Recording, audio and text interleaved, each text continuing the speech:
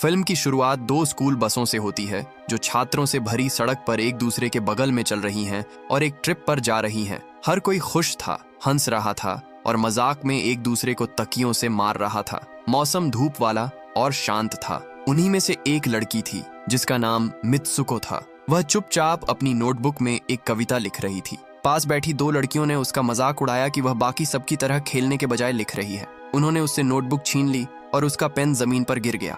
Mitsuko उसे उठाने के लिए नीचे झुकी। ठीक उसी पल अचानक एक जबरदस्त तूफान बसों से टकराया। तूफान ने दोनों बसों को बीच से फाड़ दिया और ऐसा लगा जैसे उसने छात्रों के शरीर और दिमाग को भी अलग अलग कर दिया हो। मित्सुको अकेली बची, सिर्फ इसलिए क्योंकि वह नीचे झुकी हुई थी। जब वह खड़ी हुई तो उसने देखा कि बस की छत उड़ चुकी है और उसके सहपाठियों के शरीर बीच से कटे हुए हैं। यह नजारा देखकर वह डर के मारे जम गई। कुछ ही सेकंड बाद एक और जानलेवा हवा का झोंका उसकी तरफ तेजी से बढ़ा, लेकिन इस बार उसे हवा के आने का एहसास हो गया। वह तुरंत नीचे झुक गई और फिर से बच गई। तूफान ने बिजली के खंभे और तार गिरा दिए और जब बस आखिरकार रुकी तो मित्सुको उससे बाहर निकली और सड़क पर दौड़ने लगी। जल्द ही उसने दूसरी बस देखी। उसके छात्रों के शरीर जमीन पर बिखरे पड़े थे, कटे फटे, खून से लथपथ और चीखते चिल्लाते हुए। मित्सुको डर और घबराहट में दौड़ती रही। जैसे ही तूफान फिर से उसके करीब आया, उसने सड़क पर 4 लड़कियों को चलते हुए देखा। उसने उनमें से एक को पकड़कर जमीन पर खींच लिया। ठीक उसी पल जब तूफान उनसे टकराया, बाकी तीनों लड़कियां तुरंत मारी गईं। मित्सुको खुद को और उस एक लड़की को बचाने में कामयाब रही, लेकिन कुछ ही देर बाद वह लड़की भी मर गई। जब वह साइकिल चला रहे कुछ लड़कों की मदद करने की कोशिश कर रही थी जो हवा की चपेट में आ गए थे, मित्सुको एक बार फिर अकेली रह गई। वह तब तक दौड़ती रही जब तक वह एक नदी के पास नहीं पहुंच गई। वहां उसने और भी लाशें देखीं। छात्रों के शरीर पानी में तैर रहे थे। उसने नदी में अपना चेहरा धोया, खून से सने स्कूल यूनिफॉर्म के बजाय साफ कपड़े पहने और बिना किसी मंजिल के सड़क पर आगे बढ़ती रही। कई घंटों तक चलने के बाद वह एक लड़कियों के स्कूल में पहुंची। हैरानी की बात यह थी कि वहां के स्कूल यूनिफॉर्म बिल्कुल वैसे ही दिख रहे थे जैसा उसने पहना हुआ था। और भी ज्यादा अजीब बात यह थी कि वहां मौजूद हर कोई उसे जानता हुआ लग रहा था। अभी भी सदमे में मित्सुको ने उस अजीब हवा के बारे में कुछ नहीं कहा जिसने पहले सबको मार डाला था। तभी उसकी दोस्त अकी वहां आई, मुस्कुराते हुए बोली, चलो अंदर चलते हैं। मित्सुको उलझन में पड़ गई। उसे समझ नहीं आ रहा था कि वह और अकी अचानक फिर से एक ही स्कूल में कैसे आ गए। अकी ने चिंता से उसकी तरफ देखा। तुम कांप क्यों रही हो? हम तो हमेशा से यहाँ क्लासमेट रहे हैं। जब मित्सुको को हवा का एक झोंका महसूस हुआ तो वह फौरन नीचे झुक गई, लेकिन इस बार वह बस एक आम हवा थी। कुछ नहीं हुआ। अकी ने राहत की सांस ली। तुम आज कुछ अजीब बर्ताव कर रही हो। वे क्लास की तरफ चलते रहे जबकि मित्सुको यह समझने की कोशिश करती रही कि आखिर हो क्या रहा है। थोड़ी देर बाद हवा का एक और झोंका आया और मित्सुको फिर से घबरा गई। डर के मारे वह भाग खड़ी हुई। अकी उसके पीछे भागी, उसे शांत करने की कोशिश करते हुए बोली, घबराने की कोई बात नहीं है। आखिरकार मित्सुको थोड़ी शांत हुई। यहाँ तक कि टीचर भी ऐसे बर्ताव कर रहे थे जैसे मित्सुको हमेशा से ही वहाँ की छात्रा रही हो। जब वह अकी के साथ अकेली थी तो उसने पूछा, क्या मैं सच में यहाँ की छात्रा हूँ? अकी ने जवाब दिया, बेशक तुम हो। मित्सुको सोचने लगी कि शायद उसने उस सुबह जो कुछ देखा था वह बस एक सपना या उसका वहम था। उसने अकी को उस जानलेवा हवा के बारे में बताया जिसने उसके क्लासमेट्स की जान ले ली थी। बोलते हुए वह कांप रही थी। अकी ने धीरे से खिड़की खोली और कहा, देखो, बाहर जो हवा है वह तो बस एक आम हवा है। वह तुम्हें कोई नुकसान नहीं पहुंचा सकती। उसने मित्सुको से अपना हाथ बाहर निकालने को कहा। मित्सुको ने वैसा ही किया और जब उसे वह शांत हवा महसूस हुई तो उसे अकी की बात पर यकीन होने लगा। दोनों ने एक दूसरे की तरफ देखा और अजीब सी हंसी हंस पड़े। उन्हें एहसास हो गया था कि यह हालात कितने अजीब थे। फिर अकी ने धीरे से कहा, शायद तुम्हारी याददाश्त चली गई है, इसीलिए तुम्हें यह स्कूल याद नहीं है। बाद में वे अपने कुछ दोस्तों से मिले। सबने मिलकर हंसी मजाक किया और उस दिन अपनी बाकी क्लासें छोड़ दी। वे हंसते खेलते जंगल की ओर निकल पड़े। मित्सुको को फिर से सचमुच खुशी महसूस हुई, जो उस डर के बिल्कुल उलट थी जो उसने पहले महसूस किया था। उसने खुद को यकीन दिलाया कि सुबह उसने जो कुछ भी देखा था वह बस एक बुरा सपना था। वे एक झील के पास पहुंचे और जरा दम लिया। अकी ने दूसरों को मित्सुको के उस अजीब सपने के बारे में बताया जिसमें एक जानलेवा हवा का जिक्र था, लेकिन लड़कियों में से एक री नाम की लड़की ने उसे बीच में ही टोक दिया। उसने कहा, क्या होगा अगर यह सच में हुआ हो? हो सकता है कि मित्सुको किसी पैरेलल वर्ल्ड में चली गई हो। मैंने पढ़ा है कि ऐसे कई पैरेलल यूनिवर्स होते हैं। बाकी सबने उसकी बात को मजाक समझकर हंसी में उड़ा दिया। कुछ ही देर बाद उन्हें जमीन पर एक तकिया पड़ा मिला और वे उसे एक दूसरे की ओर उछालते हुए उसके साथ खेलने लगे। मित्सुको ने देखा कि पास ही दो लड़कियां खड़ी हैं। उसने उनकी ओर देखा और मुस्कुराई, लेकिन अचानक ही वे दोनों हवा में गायब हो गईं। तब री ने मित्सुको से कहा, अगर तुम असलियत को बदलना चाहती हो तो तुम्हें कुछ ऐसा करना होगा जिसकी उम्मीद न हो, कुछ ऐसा जो आम बातों से बिल्कुल अलग हो। मित्सुको ने उन शब्दों पर बहुत गहराई से सोचा। बाद में वह और अकी स्कूल लौट आए और अपनी क्लासरूम में चले गए। मित्सुको ने देखा कि वहां जमीन पर एक और तकिया पड़ा है। उसे उठाया और मजाक में अक्की की तरफ फेंक दिया। लेकिन उसी पल टीचर ने एक मशीन गन निकाली और स्टूडेंट्स पर गोलियां चलानी शुरू कर दी, जिससे क्लासरूम में मौजूद सभी लड़कियां अकी समेत सब मारी गईं। एक बार फिर सिर्फ मित्सुको ही जिंदा बची। जब टीचर ने उसकी तरफ बंदूक तानी और कहा, मरने से पहले प्रार्थना कर लो, तुमने क्लास बंक की थी। अचानक कहीं से दो लड़कियां सामने आईं। उन्होंने मित्सुको को बचाया और उसके साथ भाग निकलीं। वे एक क्लासरूम के पास से गुजरीं, जहां अंदर मौजूद सभी लड़कियों को मार दिया गया था, इसलिए वे उसी कमरे में छिप गईं। लेकिन तभी एक और टीचर अंदर आया और उसने बची हुई छात्राओं में से एक को गोली मार दी। एक लड़की ने मुकाबला करने की कोशिश की, लेकिन वह तुरंत मारी गई। री ने मित्सुको को पकड़ा, उसे भागने में मदद करने की कोशिश की, लेकिन री को गोली लग गई और वह जमीन पर गिर पड़ी। अपनी आखिरी सांस लेते हुए उसने मित्सुको से कहा, भागो, इससे पहले कि वे तुम तक पहुंचें, भाग निकलने की कोशिश करो। मित्सुको बची हुई कुछ छात्राओं के साथ भागी, जबकि टीचर क्लासरूम की खिड़कियों से उन पर गोलियां चला रहे थे और क्लास से गायब रहने वाली किसी भी छात्रा को मार रहे थे। वे एक भी लड़की को भागने नहीं देना चाहते थे। 5 लड़कियां किसी तरह स्कूल से बाहर निकलने में कामयाब हो गईं। उनमें से एक ने मित्सुको की ओर मुड़कर कहा, तुम्हें कुछ सोचना होगा और कुछ करना होगा, ये सब कुछ तुम्हारे ही हाथों में है। मित्सुको को समझ नहीं आया कि उसका क्या मतलब था। अचानक हवा फिर से लौटी और उनके बीच से गुजर गई, जिससे मित्सुको को छोड़कर बाकी सभी लड़कियां मारी गईं। एक बार फिर वह पूरी तरह से अकेली रह गई। वह जानलेवा हवा लगातार उसका पीछा कर रही थी। मित्सुको बहुत दूर तक भागी, जब तक कि वह शहर में नहीं पहुंच गई। वह भीड़ भरी सड़कों से गुजरते हुए भागती रही, लेकिन हैरानी की बात यह थी कि उसे जो भी इंसान दिखाई दे रहा था वह एक औरत ही थी। जब उसने एक पुलिस स्टेशन का साइन देखा तो वह रुक गई और मदद के लिए अंदर भागी। अंदर उसकी मुलाकात एक महिला पुलिस अधिकारी से हुई। अधिकारी को लगा कि मित्सुको पागल हो गई है, क्योंकि उसने बोलने या यह बताने से मना कर दिया था कि वह क्यों रो रही है। सांस फूलने और कांपने की हालत में मित्सुको ने हवा की दिशा की ओर इशारा करने की कोशिश की। अधिकारी ने उसकी ओर अजीब नजर से देखा और अचानक उसे एक दूसरे नाम से पुकारा। को, उसने पूछा, तुमने स्कूल की यूनिफॉर्म क्यों पहनी हुई है? मित्सुको एक शीशे की ओर मुड़ी और हैरान रह गई। उसकी परछाई बिल्कुल अलग दिखाई दे रही थी। पता चला कि उस अधिकारी का नाम टोमो था और वह असल में को की दोस्त थी। टोमो मुस्कुराई और बोली, तुम्हें खुश होना चाहिए, तुम्हारी शादी कुछ ही घंटों में होने वाली है। मित्सुको या अब को पूरी तरह से हैरान थी। वह अभी भी सदमे में थी, कुछ सोच या बोल नहीं पा रही थी। उसने बस टोमो को वह सब करने दिया जो वह करना चाहती थी। टोमो ने उसे कार में बैठने में मदद की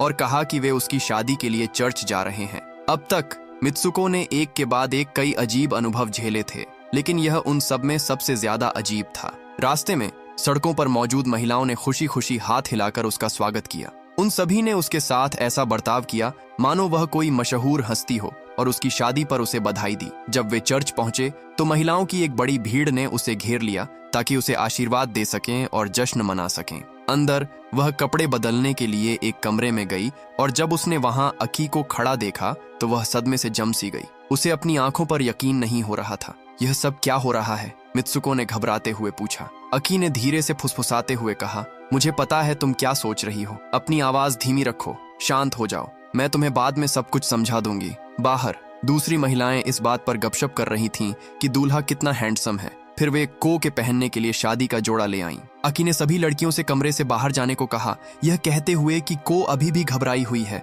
जब वे दोनों अकेली रह गईं तो अकी ने उसे उसके असली नाम मित्सुको से पुकारा और कहा, तुम्हें ठीक वही करना होगा जो मैं तुमसे कहूँ। शांत रहना, घबराना मत। मैं अभी सब कुछ नहीं समझा सकती क्योंकि वे हम पर नजर रख रहे हैं। मित्सुको को अकी पर पूरा भरोसा था, इसलिए उसने अकी को अपनी मदद करने दी। अकी ने उसे शादी का जोड़ा पहनने में मदद की और यह पक्का किया कि सब कुछ एकदम सही दिखे। जब मित्सुको तैयार हो गई तो कुछ लड़कियां उसे शादी की रस्म के लिए ले जाने आईं, लेकिन अचानक अकी ने उन पर हमला कर दिया और उन सभी को मार डाला। वह मित्सुको को सिखाना चाहती थी कि लड़ाई कैसे की जाती है। उसने मित्सुको के हाथ में कांच की एक टूटी हुई बोतल थमा दी और कहा, जो भी तुम्हें असुरक्षित महसूस कराए उस पर हमला करने के लिए इसका इस्तेमाल करना। मित्सुको ने सिर हिलाया और फूलों के गुलदस्ते के बजाय कांच की बोतल हाथ में लिए हुए वेदी की ओर बढ़ गई। शादी में आए मेहमान, जो सभी औरतें थीं, ने तालियां बजाईं और उसका हौसला बढ़ाया। फिर वह चौंकाने वाला पल आया। सबके सामने दूल्हे की जगह एक ताबूत रखा था। जब वह खुला तो उसके अंदर कोके होने वाले पति की लाश पड़ी थी। उसका चेहरा सूअर जैसा था। मेहमान अचानक अजीब हरकतें करने लगे। वे मित्सुको का मजाक उड़ा रहे थे, हंस रहे थे और उसे ताबूत की ओर धकेल रहे थे। जब उन्होंने उसे लाश को चूमने के लिए मजबूर करने की कोशिश की तो मित्सुको चीख पड़ी और उसने कांच की बोतल से उस पर वार कर दिया। फिर वह बाकी लोगों की ओर मुड़ी और घबराहट तथा गुस्से में आकर अपने आसपास मौजूद कुछ औरतों को भी मार डाला। अकी फिर से वहां आ गई और उसे शांत करने की कोशिश करने लगी, लेकिन तभी स्कूल के 2 टीचर अचानक वहां आ गए। मित्सुको और अकी ने मिलकर उनका मुकाबला किया और एक जबरदस्त लड़ाई के बाद वे उन्हें हराने में कामयाब हो गईं। वे चर्च से बाहर की ओर भागीं और खुले मैदान में निकल गईं। अकी ने टीचरों का ध्यान भटकाने के लिए पीछे रुकने का फैसला किया, जबकि मित्सुको आगे की ओर दौड़ पड़ी। तभी स्पोर्ट्स के कपड़े पहने एक लड़की वहां आई और उसने मित्सुको को रोक लिया। उसने मित्सुको को एक और नए नाम इजुमी से पुकारा और उससे कहा कि वह भी मैराथन में शामिल हो जाए। मित्सुको ने पास में रखे एक आईने में देखा और एक बार फिर हैरान रह गई। आईने में दिख रही उसकी अपनी ही छवि एक बार फिर बदल चुकी थी। अब वह पूरी तरह से अलग दिख रही थी और उसने एथलेटिक कपड़े पहने हुए थे। अब उसका नाम इजुमी था, एक मशहूर धावक जिसे हर कोई पसंद करता था। उसे घेरे हुए लोगों की भीड़ उसका नाम चिल्लाते हुए उसका उत्साह बढ़ा रही थी। इजुमी अपने साथी धावकों के साथ दौड़ रही थी। उनमें से एक ने मुस्कुराते हुए कहा, तुम हमेशा से तेज रही हो, स्कूल के दिनों में भी। इजुमी को समझ नहीं आया कि वे किस बारे में बात कर रहे थे, लेकिन उसने पूछा नहीं। वह अब और कुछ जानना नहीं चाहती थी। उसे बस खुद की याद आई, एक छोटी लड़की के रूप में जो आजादी से दौड़ती थी, और उसने बस दौड़ का मजा लेने और आगे बढ़ते रहने का फैसला किया। मैराथन के दौरान उसने देखा कि उसके स्कूल के सहपाठी उसके बगल में दौड़ रहे थे, लेकिन अचानक सुअर जैसे चेहरे वाला आदमी और शिक्षक उसका पीछा करते हुए दिखाई दिए। इजुमी के साथ दौड़ रही लड़कियों ने चिल्लाकर उससे कहा, हिम्मत रखो, तुम ही अकेली हो जो इस दुनिया से बचकर निकल सकती हो। इजुमी ट्रैक से हटकर दौड़ पड़ी, अपनी पूरी ताकत लगाकर खुद को आगे बढ़ाया, जब तक कि वह खुद को घने जंगल में एक अंधेरी गुफा के सामने खड़ी नहीं पाया। अंदर एक अजीब लड़की ने उसे देखा, उसका हाथ पकड़ा और उसे गुफा के अंदर ले गई, जहां कई और लड़कियां जमा थीं। वे सभी बहुत डरावनी दिख रही थीं। वे इजुमी जैसी ही दिखती थीं, लेकिन उनके चेहरे बालों से ढके हुए थे और उनकी मौजूदगी बेचैन करने वाली थी। जो लड़की उसे वहां लाई थी, उसने ठंडे लहजे में कहा, अगर तुम नहीं मरी तो हम सब मर जाएंगे। उसने अचानक इजुमी पर हमला कर दिया और उसे मारने की कोशिश की, लेकिन ठीक उसी समय अकी वहां आ गई और अपनी दोस्त को बचा लिया। अकी ने इजुमी से बहुत जरूरी बात कही, मेरे पीछे पीछे दोहराओ, चाहे कुछ भी हो जाए। ये वाक्य दोहराती रहना, मैं मित्सुको हूँ। इजुमी कांपते हुए और उलझन में दोहराने लगी, मैं मित्सुको हूँ, मैं मित्सुको हूँ, बार बार। धीरे धीरे उसकी आवाज मजबूत होती गई और आखिरकार उसका शरीर वापस अपने असली रूप में बदल गया। वह फिर से मित्सुको बन गई थी। मित्सुको ने अकी की तरफ देखा और कहा, प्लीज मुझे सब कुछ समझाओ। अकी ने गहरी सांस ली और कहा, हम असली दुनिया में नहीं हैं मित्सुको, ये जगह पूरी तरह से एक भ्रम है, एक बनावटी सच्चाई। तुम यहाँ की मुख्य पात्र हो और अगर तुम इस दुनिया से बचकर निकलना चाहती हो तो तुम्हें मेरी कलाई से ये 2 तार निकालने होंगे और मुझे मारना होगा। उसने धीरे से कहा,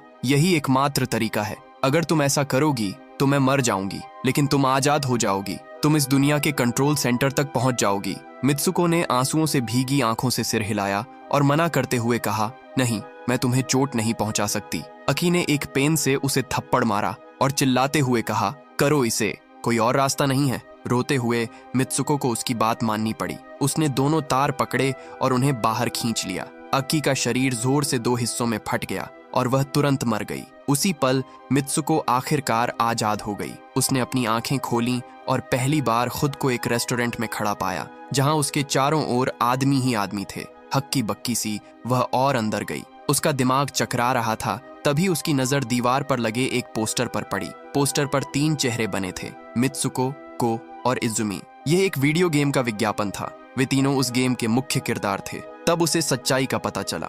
मित्सुको अब एक ऐसे भविष्य के शहर में थी जहां पूरी तरह से आदमियों का राज्य था। वहां सिर्फ आदमी ही रहते थे जो हिंसक खेलों और जान बचाने की चुनौतियों के दीवाने थे। जिस गेम में मित्सुको, को और इजुमी थे, उसका नाम था TA। एक आदमी उसके पास आया और उसे पहचानते हुए घूरने लगा। उसने कहा, मैं तुम्हें जानता हूँ, तुम अब भविष्य में हो। मित्सुको की आंखें हैरानी से फटी की फटी रह गईं। वह बेहोश हो गई। जब उसे होश आया तो उसने खुद को फिर से एक गुफा में पाया, वैसी ही गुफा जैसी वह पहले देख चुकी थी। अंदर गेम के सभी किरदार मौजूद थे।